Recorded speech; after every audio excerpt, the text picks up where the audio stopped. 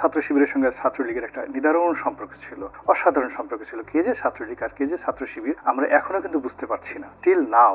হাতে গোনা কয়েকজন মাত্র তারা সামনে এসে বলছেন যে আমরা শিবিরের সভাপতি, কিন্তু ছাত্রলীগের সঙ্গে জড়িত ছিল, এখন যিনি ভিপি হলেন। কিন্তু এর বাইরেও এখন সন্দেহ এত দানা বেঁধে গেছে যে অনেকে মনে করছে যে ছাত্র দলের বড় বড় যারা প্যানেলে প্রতিদ্বন্দ্বিতা করেছেন ওদের চেহারার মধ্যে একটা দাড়িপাল্লা ভাবসাব অনেকে খোঁজার চেষ্টা করেছে, ওরাও শিবির কি যারা পরাজিত হয়, গরু হারালে আছে না অনেক সময় গৃহস্থ তার স্ত্রীকে মা বলে ডাকে, এরকম আমরা ছোটকালে গল্প শুনছি।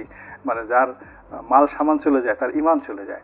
এখন যারা পরাজিত হয়েছে বা যারা মনে মনে চায়নি যে শিবির ক্ষমতা আসুক, তাদের অনেকেরই আসলে নানা রকম কল্পকাহিনী মনের মধ্যে চলে আসছে, এরকম নানা রকম সমীকরণ শুনতে পাচ্ছি। It's very interesting. এই প্রথম একটা নির্বাচন, যে নির্বাচনকে কেন্দ্র করে ঢাকা বিশ্ববিদ্যালয়ের ক্যাম্পাসের চারিদিকে বিশাল সমর্থক শ্রেণী দুটো অংশে তারা দাঁড়িয়ে কোথাও নীরবতা পালন করেছে এবং কাদের সংখ্যা বেশি ওটা তারা প্রদর্শন করেছে। যেমন নীলক্ষেতে একদিকে ছাত্রদলের সমর্থক বিএনপির যারা নেতাকর্মী তারা, অন্যদিকে জামাতের কর্মী সমর্থকরা।